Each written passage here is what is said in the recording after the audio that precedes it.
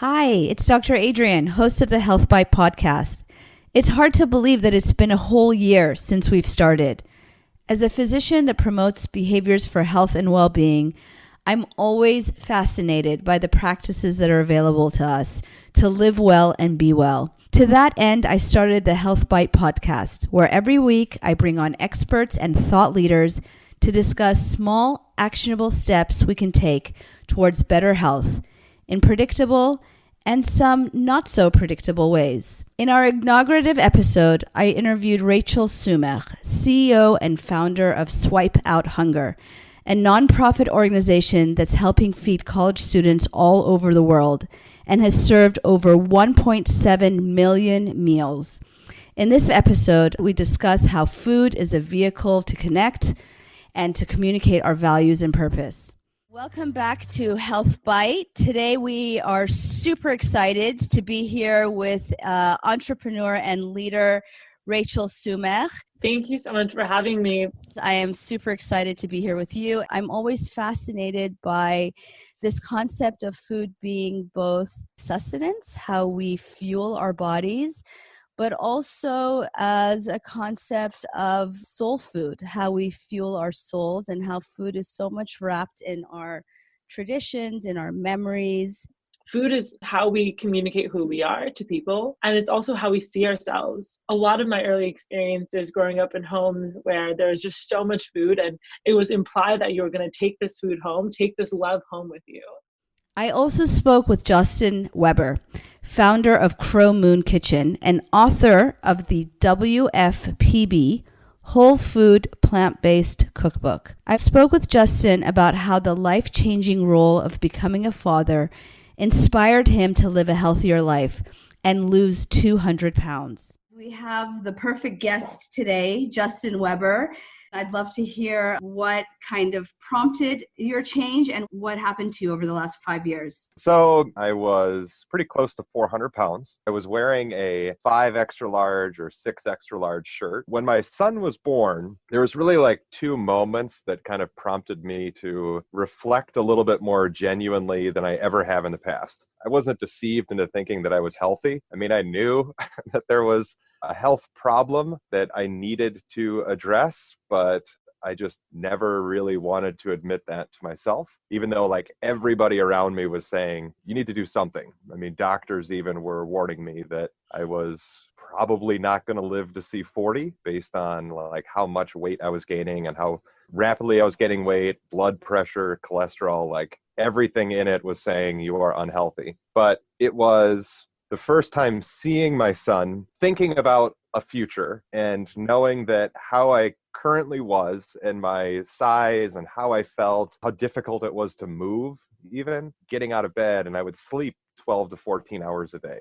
Just knowing that the future that I wanted as a father, being able to go on bike rides and walks and hikes and feeling comfortable playing with my son in public, like where I currently was, there wasn't a way for me to have that future I envisioned. And then the second part of it was seeing pictures of myself holding him in the hospital. And like you think, okay, this should be a really proud moment. You know, it's a new father. I was really excited to have a child, but then seeing those pictures of myself, I was embarrassed. Like I didn't like them. And sadly, I think there's only 2 pictures of me in the hospital holding my son that exist. I didn't like looking at myself because it kind of forced me to reflect on, I'm beyond the unhealthy stage at this point. It is now just that the morbidly obese. I also spoke with fitness influencer Joan McDonald, who showed us that it is never too late to start your fitness journey. At the age of 70, she changed her lifestyle, lost more than 60 pounds, and improved her health.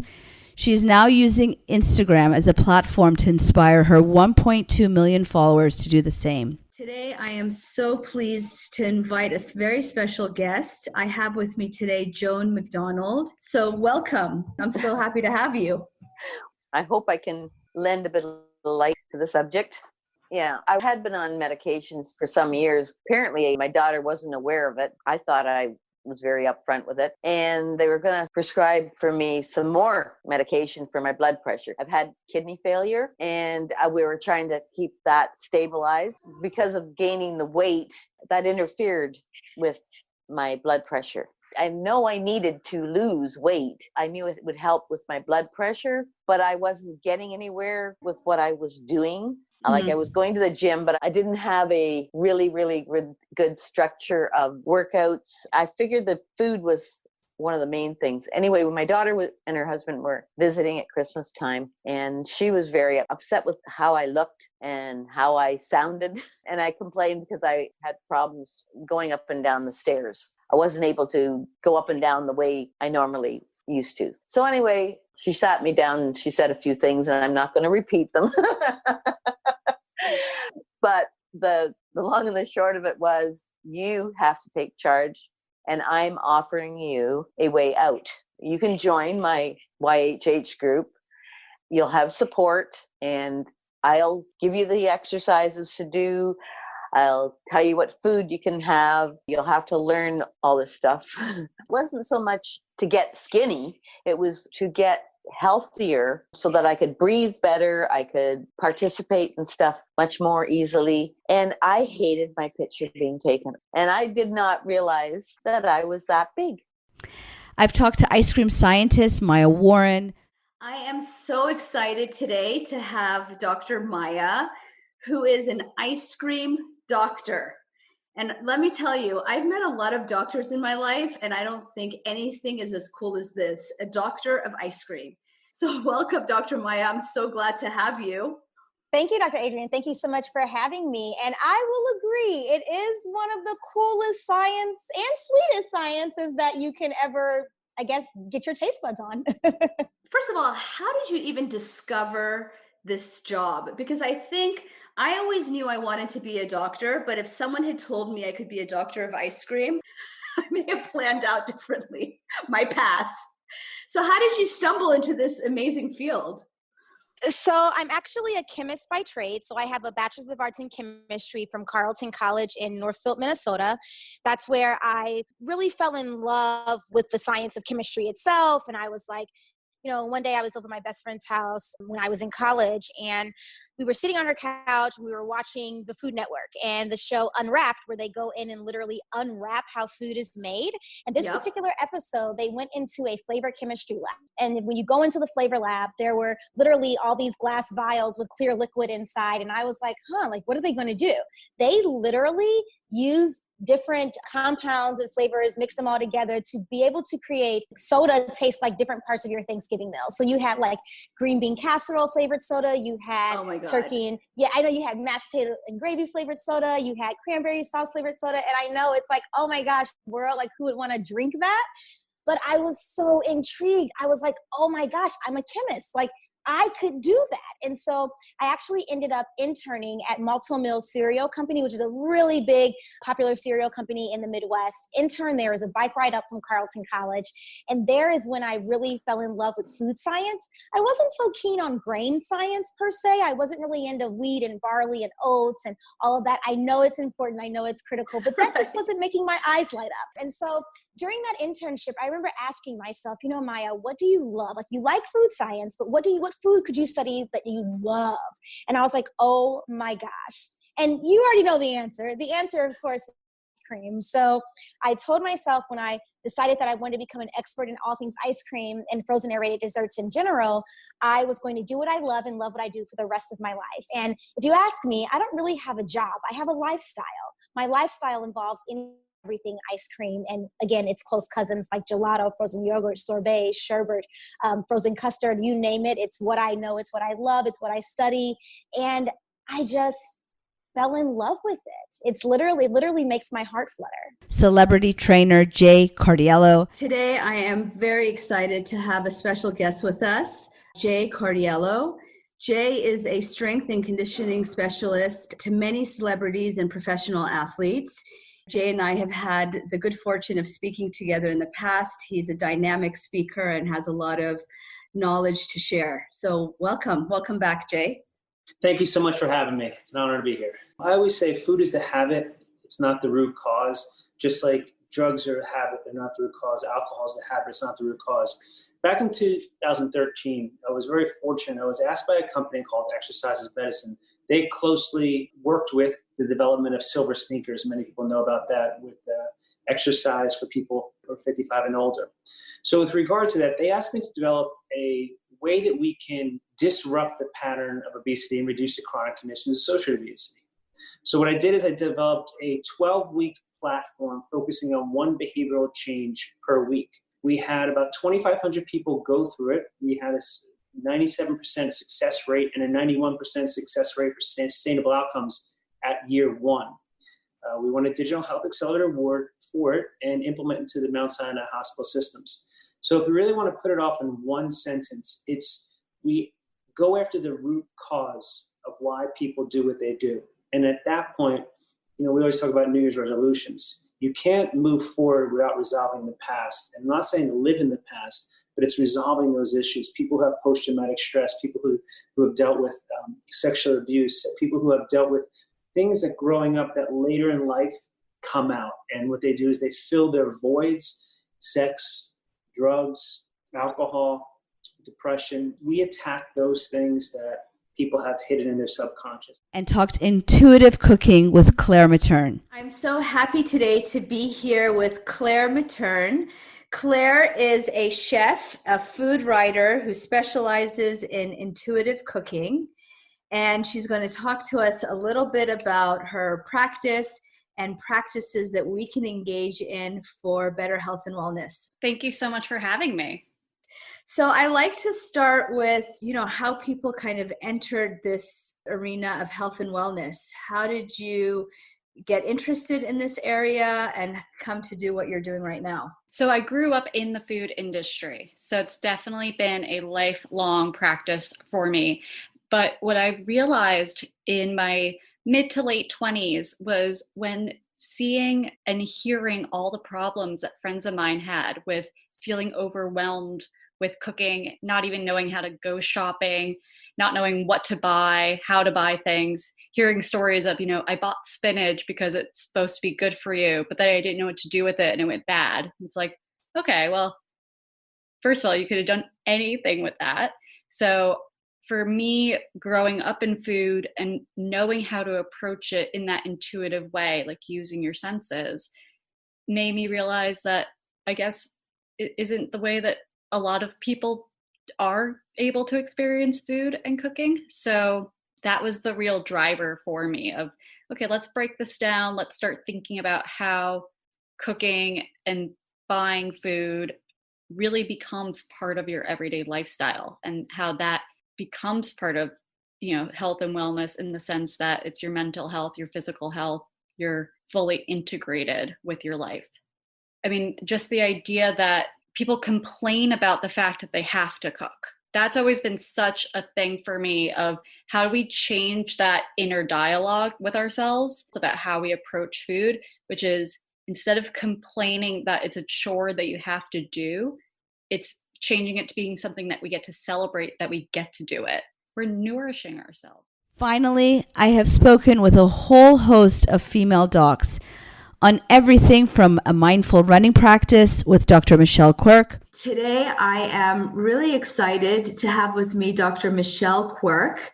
Dr. Quirk is a pediatrician. She is also the mindful marathon coach and has brought mindfulness and running to her practice, helping busy professionals really bring fitness and running into their lives. So thank you, Michelle, for being here. Thank you for having me. I'm excited to be here and chat with you. I was not always a runner. I was not really an athlete as a kid, and I was the kid who was struggling, to get through the mile run and huffing and puffing. And I tried to run many, many times, and I quit a lot of times before I finally stuck with it.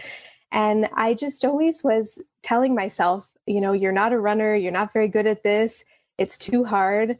And so I didn't do it for a very, very long period of time. What changed for me was after my residency, this was about 8 years ago, I had a lot going on, new job, moved to a new location, newly married, studying for the pediatric boards, and my dad was diagnosed with cancer and had a really rough course and passed away pretty soon after the diagnosis. And it was at that point that I really decided that something needed to change. Like, I was really not exercising a whole heck of a lot, was eating okay, but with everything going on, I was just so overwhelmed and stressed with work and everything going on in my family.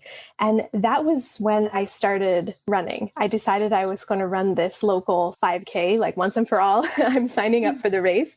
I had always wanted to do one, but I just never got myself there. And I just started at like 5 minutes a couple times a week. I started just a tiny bit, and I noticed that while I was out there for my 5 or 10 minutes, that my mind was able to clear a little bit, and all of those thoughts and everything else just kind of melted away. And so I think that's why I finally stuck with it. I found that it was so helpful just to keep me focused and centered. And 5 minutes turned into 10, turned into 15, turned into 30. And now here we are running marathons, 8 years later. But To Optimizing Sleep with Dr. Nishi Bhopal. I'm very excited to introduce to you our guest today, Dr. Nishi Bhopal. Dr. Nishi is an integrative psychiatrist and sleep specialist. She's also the founder of Interbalance, which is an online educational program that focuses on sleep and mental wellness. So thank you, Dr. Nishi, for being here, and welcome. Thank you, Dr. Adrienne, for having me. It's such a pleasure to be here today. There is so much more interest in sleep these days. And, we've all heard that term, we'll sleep when we're dead. But, we're learning more and more that sleep is so crucial to productivity and efficiency and health and well-being and mood and so many things. And so, yes, there are different stages to sleep. Most people have heard about REM sleep, which is rapid eye movement sleep. But there's actually multiple stages of sleep that we go in and out of throughout the night. And so this pattern of these different sleep stages is called our sleep architecture. And so our sleep does follow that specific architecture throughout the night. And when we're not going through all of those stages, or if we have imbalances in those stages, it affects our sleep quality. So one of the best markers of sleep quality is that we actually go through this specific pattern and we have good sleep architecture, and the sleep is in the right proportions. So as far as the different stages, REM sleep makes up about 25% of our sleep during the night. Then we also have what is called deep sleep. People often think that REM sleep is deep sleep, but there's actually a totally separate stage of what we call non-REM stage 3, which is considered deep sleep. And that is about 20% of our sleep architecture. Then most of the night actually is in what we call stage 2 sleep, which is non-REM stage 2, and that makes up about 50% of our sleep architecture. And so I'm kind of going backwards here. So we have REM sleep, deep sleep, stage 2, and then we have stage 1, which is the lightest stage of sleep. And that's where we transition from wakefulness to sleep. And that's about 5% of our sleep. REM sleep is really important for learning, for consolidation of memories. It's also really important for learning motor skills. So if you are like working on your golf swing, or you're learning how to play an instrument, or you're learning something that involves a lot of physical movement, that information and that memory is encoded in your brain during your REM sleep. REM sleep is also really important for creativity and problem solving. And so, it's really interesting because when you look at children's sleep patterns, they sleep a lot, right? So we know that babies need a lot of sleep, children need a lot of sleep, and they get a lot more REM sleep than we do as adults. And one of the reasons for that is they're taking in so much information during the day that they have to make sense of and consolidate because everything's new for them. So that's why they get so much REM sleep. But even as adults, that REM sleep is super important for us to restore our brain, encode that information, and improve our creativity and our motor skills. You cannot explore your full potential without restorative sleep. And you're really doing yourself a disservice if you're not making sleep a priority for your health and well-being, but also your productivity. And, I work with a lot of really busy professionals. I'm here in the Bay Area. So a lot of the people that I see in my practice are executives, or they work in Silicon Valley, or, they're very high achievers, and they have long work hours, and there's a lot that they need to get done in a day. And so what I emphasize to them is that if you want to be more efficient, if you want to be on your A game, it's really important that you make sleep a priority because there's so much growth and restoration and cognitive enhancement that happens during sleep. And mitigating trauma with Dr. Kimia Saraf. I am happy to have with me a very special guest, Dr. Kimia Saraf. I'm so happy to be here. Thank you so much for the invitation. I'm delighted to meet you, first of all, and I'm so excited for our conversation today. I coach very specifically and have for, I'm going into my 6th year now, with healthcare professionals, mostly doctors, who describe themselves as experiencing high levels or extreme burnout. That's how I got started. And one of the things that I noticed very, very early on, because I've worked in the field of trauma for a long time as well, was that the symptomatology that was showing up, for lack of a better term, the experience of the burnout was, I felt, inappropriate. It seemed there was a lot of self-blaming going on. Physicians were often coming in and saying, I have bad work-life balance. And how often do you hear that? I simply can't get myself organized enough. Or they were being referred to me because they weren't meeting a certain set of metrics that they needed to meet. And the more that I worked in these circles, the more I began noticing that the experiences that were being relayed to me sounded much more like what I would describe as primary, secondary, or vicarious trauma. And as I began talking about that, some really common themes emerged. One is that we as healthcare providers often don't recognize what is happening to us.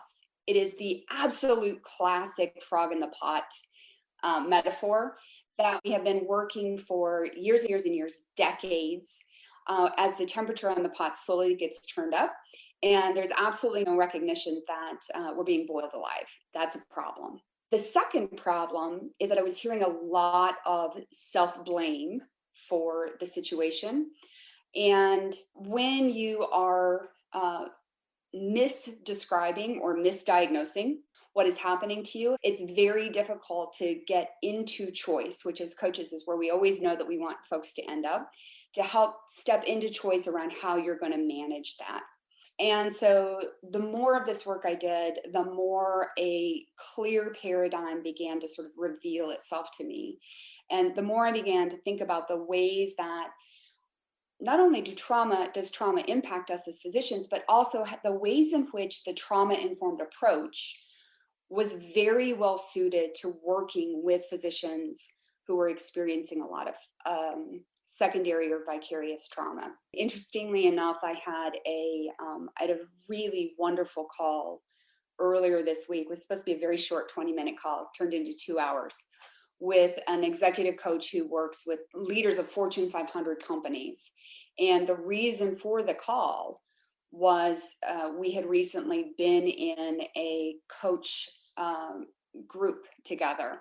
And I brought up this concept of the ways in which trauma, and now we are experiencing trauma on a multitude of levels. And in a moment, we'll sort of talk about what trauma is and the multitude of ways in which it's showing up right now. But, coaching has long stayed back from this idea of trauma being an arena in which we can have conversation. That's always been, those strong feelings have always been something that we wanted to relegate to the world of therapy, psychotherapy.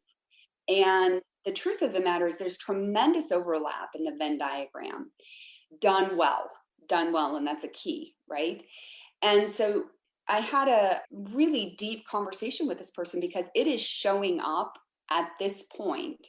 The symptoms of trauma are showing up in top executives everywhere. And how could it not? We are in a time of national crisis. We are in a time of global crisis. And our most resilient people, whether they be in corporate America or in healthcare or in education, have shouldered the burden of this, shouldered the burden of keeping things moving without the necessary scaffolded support to do so unharmed. And so there is harm that is happening all over the place. And again, I think that our most resilient, our folks with the highest amount of capacity are now beginning to run a little dry. I talk about resiliency reservoirs a lot.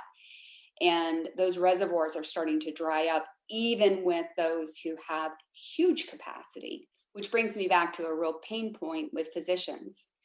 You know, burnout only started sort of showing up in the literature maybe 5 years ago, 6 years ago, and really began gaining some traction 3 years ago. But it's been brewing for a very, very, very long time. I spoke with Dr. Kelly Casperson about sexual health. Today, I am really excited to have with us Dr. Casperson. Welcome, Dr. Kelly. Thanks for having me.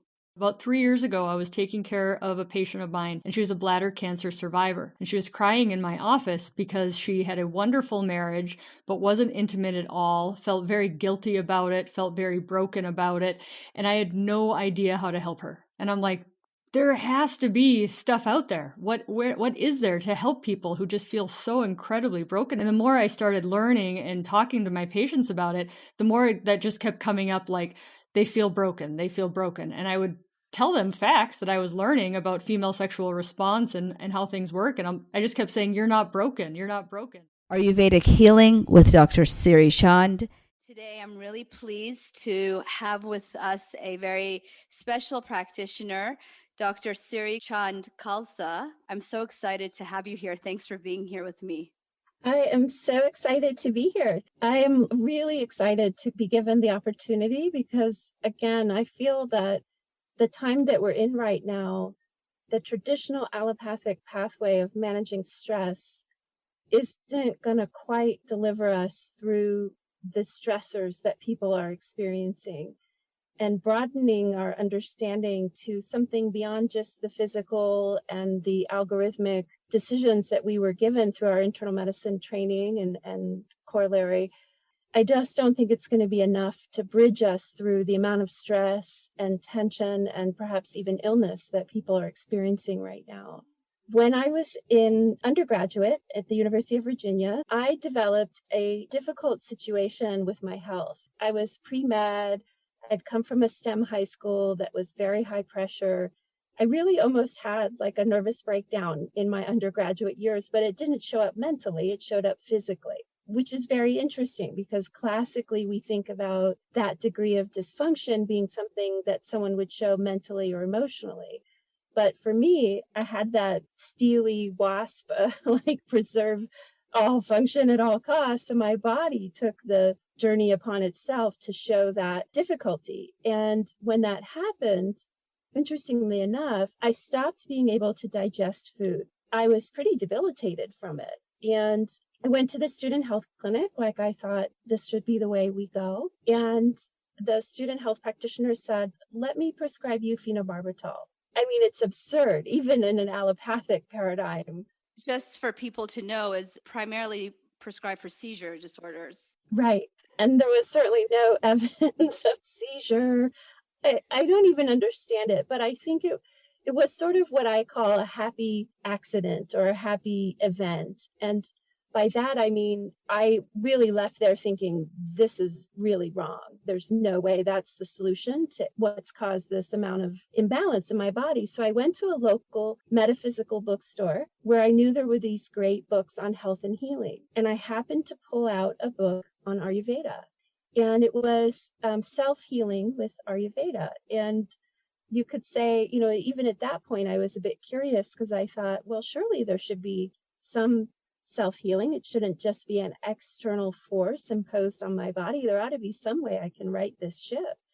And Ayurveda is basically a several thousands-year-old science that developed in the Indian continent as their primary healing system. And Ayurveda translates literally as the science of life. And Healing the Busy Brain with Dr. Romy Mushak. I'm so happy today to have with us Dr. Romy. Thank you so much for being here. Oh, Adrienne, thank you so much. It's great to join you in the Health Bites community today. I'm a non-clinical physician now after 14 years of practicing neurology, and I founded my own company with the idea of how were we going to change the paradigm around brain and mental wellness in the workspace so that we were avoiding the sick care and the stress related illnesses in the healthcare space. And before the pandemic, I was kind of this odd consultant or speaker until people heard my message on stage. And now the responsibility, the corporate responsibility of discussing brain and mental wellness has been highlighted and to the forefront, and that you can't run a company today without really being mindful of how well your employees are feeling and functioning. Here's the thing that people come to me for, and I joke about it, and this is where my sass and soul come out, is you're going to bring a brain doctor on here at Health Bites. And what nobody wants sitting right now in our current pandemic, where people are either stuck working from home or risking their lives as essential workers at the front line. We're way beyond what I call that bougie brain health advice. Eat your berries, breathe throughout the day. Like, we are so far beyond that. When we talk about the word cognition, that encompasses your ability to focus, your ability to modulate your moods, your ability to, deal with intermediate and short-term memory. And this is greatly impacted because of the stress, the loss of routine, the PTSD, the grief, the trauma. I mean, you name it, right? Layer upon layer. And so let's have what I call Dr. Romy Real Talk about how we're addressing brain and mental health. And just so you know, Adrienne, and I know you and I are on the same space, is, integrative medicine is the science of wellness, and everything you and I do is backed up by research and the latest medical evidence. And in addition, I consider psychiatry and neurology on one spectrum. We're all boarded under one house, because often when you have a structural problem in the brain, a neurological disease, there's always a concomitant functional psychiatric component to it, and vice versa. The more we learn about psychiatric symptoms like anxiety and depression, the more we realize there's a structural problem in the brain. Finally, I spoke prevention and mindset with gynecologist and influencer, Dr. Shieva Ghofrany. Today, I am so happy to have with me Dr. Shieva Ghofrany. I'm so happy that you're here, Shieva. Thank you. I'm so excited to be here. I realized once I became a doctor that what I loved is connecting with patients and engaging with patients, much more than kind of healing them and the science of being a doctor, which I think is why a lot of people go into it, which I applaud and respect. What I really learned I got out of it was engaging. And ironically, I would joke every year when something happened to me physically and through my health that I kept saying, okay, God, you're just helping me relate to my patients even more. Because I had a whole journey with multiple miscarriages and trouble with my pregnancies. And I had ovarian cancer 4 years ago. And as you know, we spoke about, I've really dealt with my weight my entire life, really. I'm 50. And since I was 8 years old, I can remember thinking about weight every single day. And I still just struggle with it. So all of that, I think, really helped me, again, engage with my patients, not just as the doctor, but as a woman who they understood, really went through it and could speak to it from both sides. So that's what really kind of drives me to connect with them and help decrease their anxiety. And the Instagram model has been great because it's such an easy way to connect with people across the country, and they actually feel connected and emotionally attached to you without you having to really know them in depth. Right? They can really reach out and we can help each other as women. And so many more conversations. So on this anniversary, I encourage you to dip into our archives and be inspired, as I have, by these wonderful and soulful conversations. You can find Health Bite on iTunes, Spotify, or anywhere else you podcast. Wishing you a happy and healthy week ahead. I hope you've enjoyed this episode and are inspired to take a small bite towards your own health and wellness. If you love what you heard, please subscribe on iTunes and Spotify or anywhere else you podcast and share us. If you're looking for more inspo, you can find lots of content and sign up for my newsletter at delnutrition.com. There, you can learn more about me and my curated line of supplements and functional protein bars. Thank you for listening, and I look forward to seeing you again next week.